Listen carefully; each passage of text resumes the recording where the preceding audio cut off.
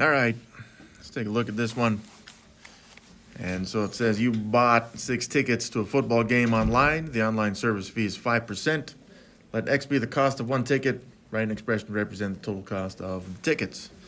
Okay, so to do this, we're going to take the number of tickets. And all we got to do is multiply this by the cost. All right, now of course it says up here 6 tickets. No problem, there's 6. But what's the cost? Well, the online service fee is 5%. So we're going to take the cost, which to find the cost, you got to have the original price.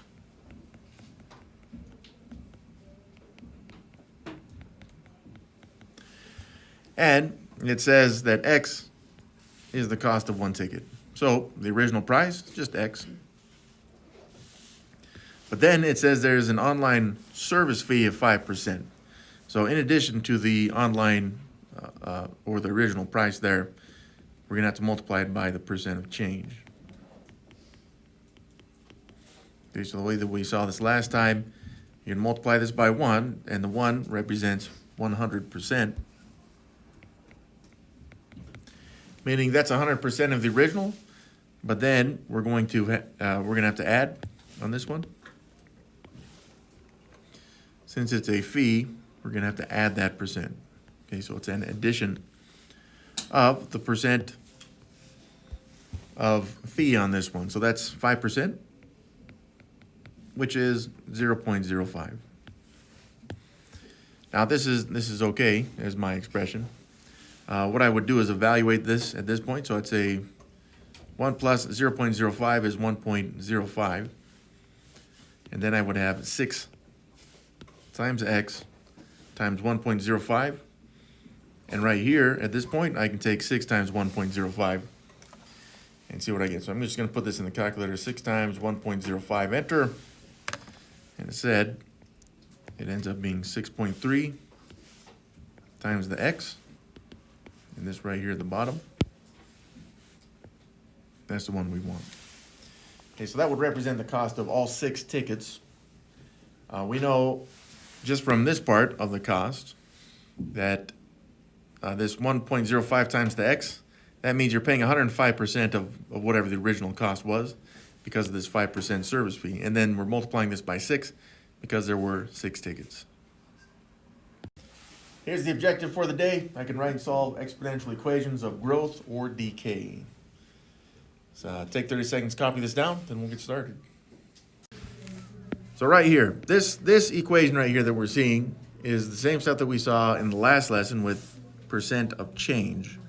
So the P right there, it says that P represents some kind of principal. It's called principal if you care, but it's also a starting value. I think in the last lesson we looked at it more as an original value. It's some value that you start with, okay? So maybe you're putting money into an account, or you're starting with a certain amount of stuff, or you have a certain population that you start with, okay? So starting value, some kind of original value there. Now in this, you see that we have the 1 there. The 1 represents 100%, just like we've seen before. And then we got this plus or minus right there. We don't know which one it's going to be until we read the problem. So this is the change or the direction of the change, okay?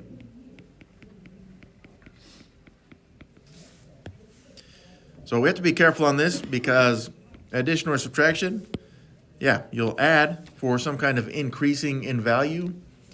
Sometimes they'll just say it increases. Sometimes they'll say it grows. Sometimes they'll use the word appreciation as well. All of those would indicate addition. If it's subtraction, then they've got to use some wording that would indicate that you're losing something or subtracting it, which may say something like depreciation, decreased value. They may just say decay as well. So between the two, growth is an addition.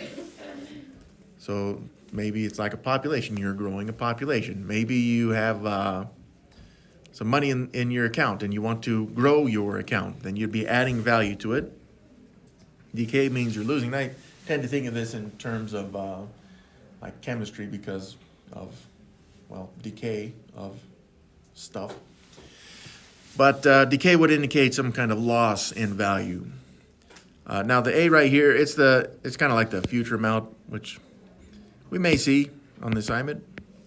But this is, the A there is the value after the change.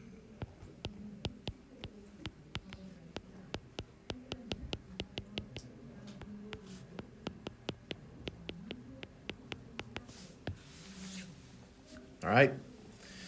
And then, of course, we have the rate, which should be given to us. If not, we can find it through this equation right there. But R is the rate, but we do need this rate. Like it says right here, it's got to be a decimal.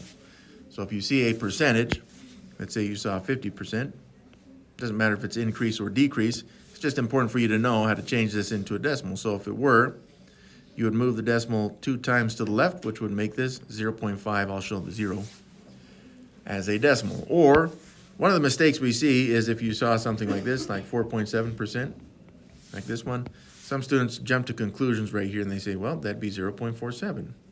Well, that's not the case, because you'd have to move the decimal 2 times to the left, and then you have this empty place value right here from the second set.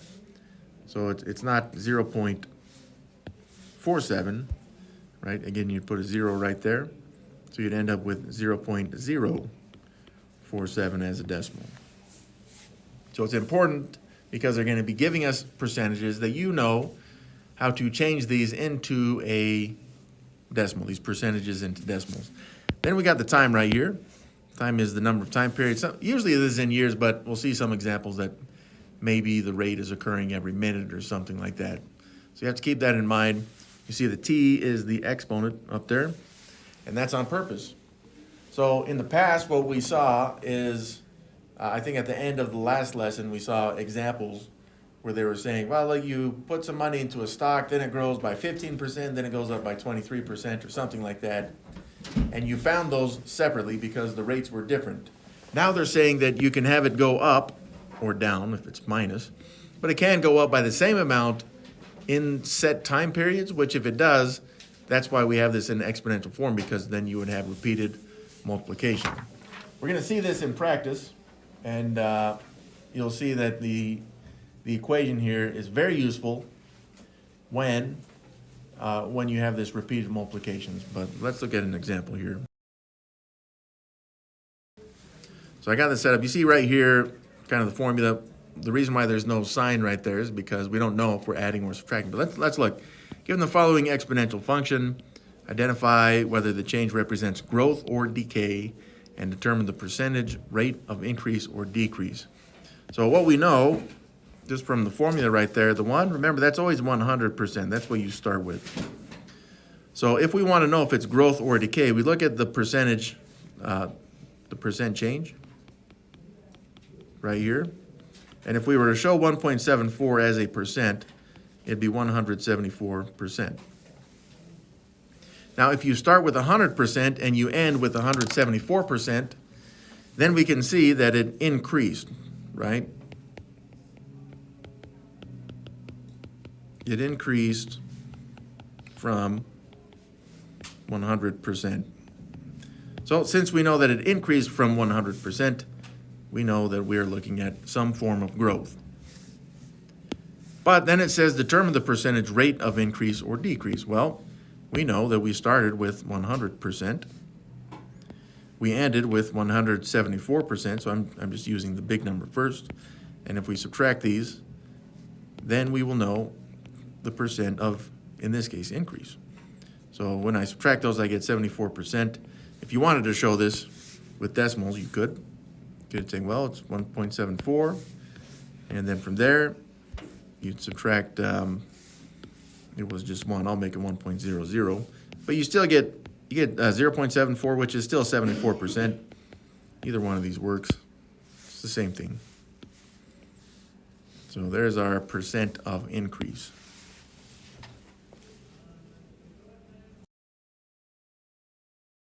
Given the following exponential function, identify whether the change represents growth or decay and determine the percentage rate of increase or decrease. Try this one out. Take a minute and we'll go over it. All right, so this one, we look and we see Just from the formula, don't forget that the 1 represents that you always start with 100% of whatever you have. We don't know what the 8,765 represents. We don't really care, other than that's what we would start with. But that means that you would start with, in percentages, 100% of what you have. So right here, the percent change, which is showing as 0.945, would also be 94.5%. So right here, I see my 94.5%. This is less than the 100% that we started with, right? Which means that this one has to be decay. So I'll box in my decay right here. I know it's decay because the percentage, for some reason, went down. We don't know what the context is, just that it went down. But then it says we got to figure out how much. So let's do this again. We're going to do it with decimals. I start with my 100%. It's just the bigger value. And then you can take the decimal, 0.945. And to find how much it changed, you can subtract those. If you want to use it as a percent as well, you take 100%, and then you would subtract 94.5%. If you want the percent. Doesn't really matter which one you do. Either way, it appears that if you do the decimal, you get 0.055.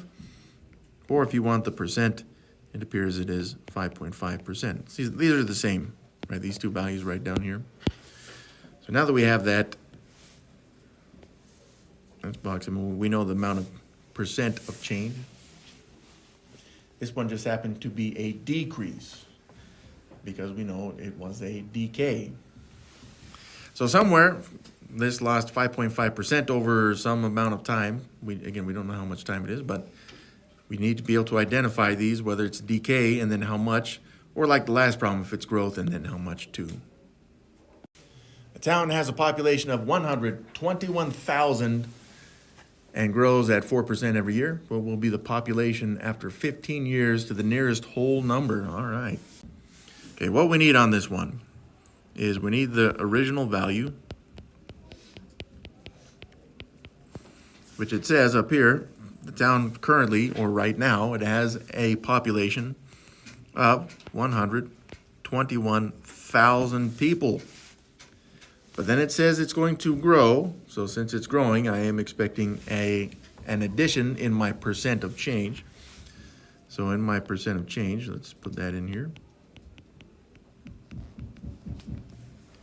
We always start with 1, just like it shows right here, because that represents that you're starting with 100%, in this case, of your population.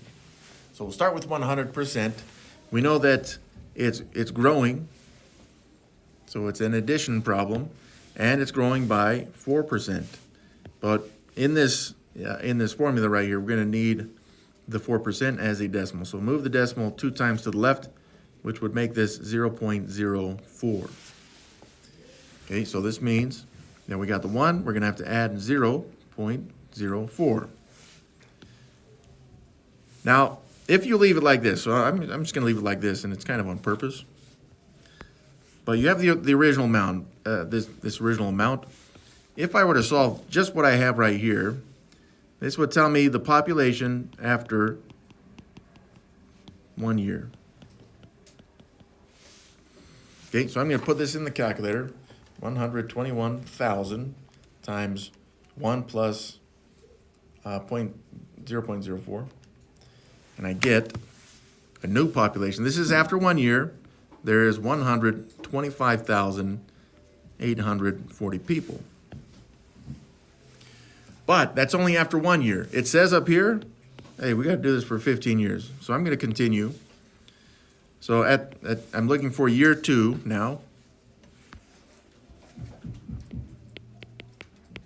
So for year 2, you would start with what you ended year 1 with. That's 125,840 people. And I'm going to simplify the rate of change, right? So you'd have 104% of what you start with right here. So I would put this in to my calculator, and this would tell me how many people there are after 2 years.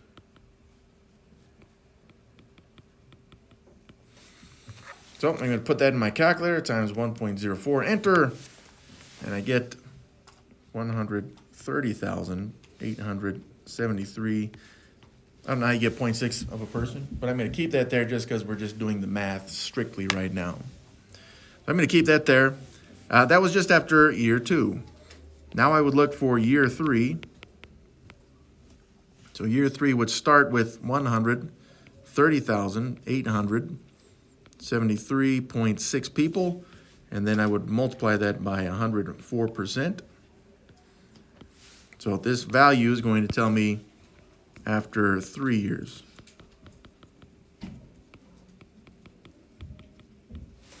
So what is that? Times 4, and I get 136,108.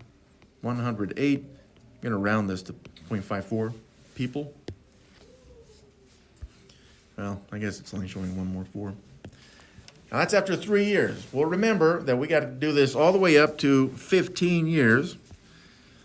So let's look then at year 4. All right, so year 4 would start with 136,108.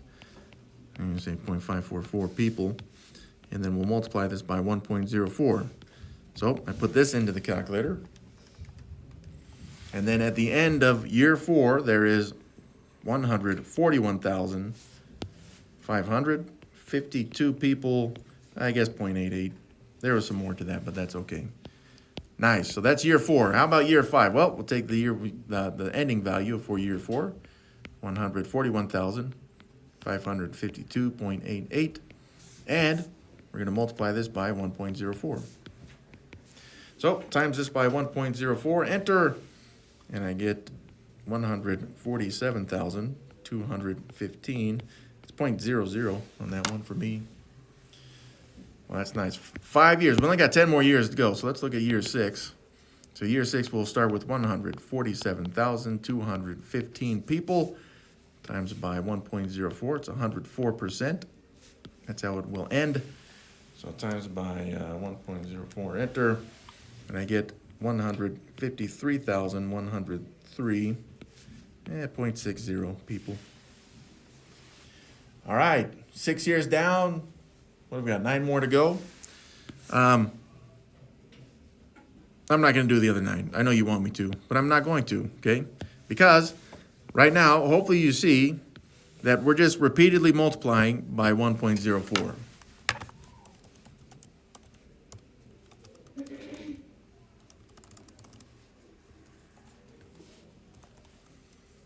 And this means, since we're just repeatedly multiplying by 1.04, we can use an exponent. Okay, so this goes back to that formula, right? We're going to come back up to the top. Okay, I know the original amount, which was 121,000 people to start with. And then we got the percent change again. So we'll start with 1. Again, that's always 100%. Again, we know this is a growth of 0.04. That's 4%. But this percentage right here, this percent of change that we had, it was repeatedly multiplied. How many times is that going to happen? Well, we saw already that it was for 15 years. So this would be the rate of change. That's going to happen 15 times, all being multiplied, which is why the 15 up here in the top right, that's why it's an exponent. Now that's our expression. It says, what will the population be after those 15 years? So at this point, we just put this into the calculator. 121,000 times, I'm just going to put 1.04 to the power of 15. And it says that the population then would be 217,914. It says 0.1642, but I don't want to look at partial people on this one. Plus, it did say to round to the nearest whole number. Now, the answer is not 217,914 because right now it's not labeled. You need to label these if you have word problems, which we should be seeing a lot of in this section. So if you were to have continued this, by the way, 15 times, you would have gotten the same answer, 217,914 people. But we can see now that this shortcut of this formula is very nice. It gives us the answer pretty quick.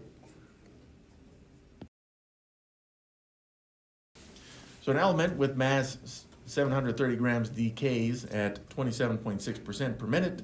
How much of the element is remaining after 12 minutes to the nearest tenth of a gram? Try this one out. Take 1 minute, try it out, then we'll go over.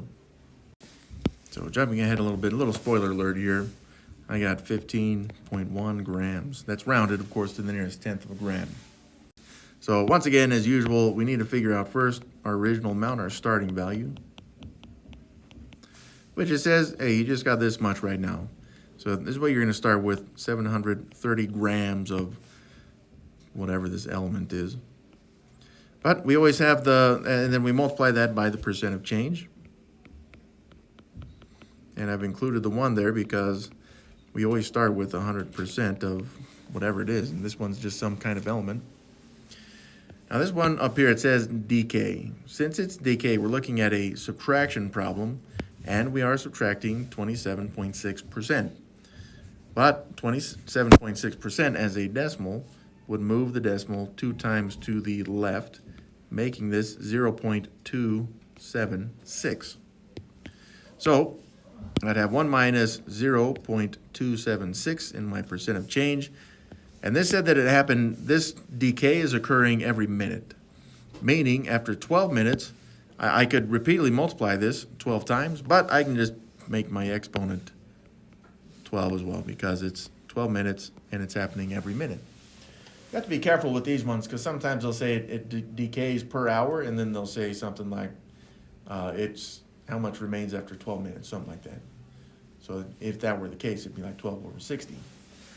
But if I put this in the calculator, then it will tell me how many grams are remaining after the 12 minutes. This is going pretty fast, by the way. But in my calculator, it showed 15.14208,412. And I just rounded that to the nearest tenth to get this 5.1 grams. This one, the town has a population of 9.45 times 10 to the power 4 and shrinks at a rate of 3.1% every year, which equation represents the town's population after 2 years. We're going to do this kind of 2 different ways. Well, I'm going to do 2 answers. I'm going to find the equation for this, and then also I'm going to actually figure out how many people would be left after 2 years.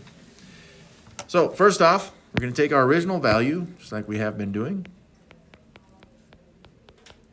Original value of, for those of you that remember in 8th grade scientific notation, you might be a nerd because no one's supposed to remember that stuff, but I do because I'm a math nerd. So if you don't, that's okay. The original amount, 9.45 times 10 to the power 4. I guess that's 94,500 people. Okay, so that's what we're starting with. Then we're going to apply our percent of change. So the percent of change, always start with 1, which represents 100% of what you start with, and then apply the change. The change on this one said it's shrinking, and shrinking would be subtraction. Okay, so we have subtraction there of the change, and the percentage is showing at 3.1%, which as a decimal, just move the decimal 2 times to the left, which would make that 0.031. So it's going down by 0.031. But that's going to happen every year. It's going to lose that 3.1% every year. Down here it says it's going to occur for 2 years. So this is my equation, or my expression for my equation. The equation, I guess you can put the amount. I kind of assume maybe you could use P for that as well, P for population. But when I put this in the calculator, let's see, so 9.45 times 10 to the power of 4. And then parentheses 1 minus 0.031, close parentheses to the power of 2, enter. So yeah, it looks like after 2 years, the population would then be 88,731. It says 31.8145, so I'm just going to round that to 2. Again, that'd be people. Yeah, they didn't want the people right there, right? They didn't ask us for that answer, but I put it down because it's not that hard to just put that in the calculator. There's my well, to make it an equation, we can make it equal to A. A is the future amount, right? That's after the change has occurred, in this case, twice over 2 years. You have a collection of vintage football cards that is worth $1,320 if the collection appreciates at a rate of 2.5% per year. Write and solve an equation that represents the value of the collection after 5 years. Take 1 minute, try this one out, then we'll go over it again, as usual. Let's see how you did on my calculator. This is a spoiler alert, okay? So I got 1,493. It says 0.458, so I'm just going to round that to 0.46 hundredths because I'm dealing with dollars right there. So that's what you should have gotten, but let's see how you get this. So we're going to take the original amount, which we know.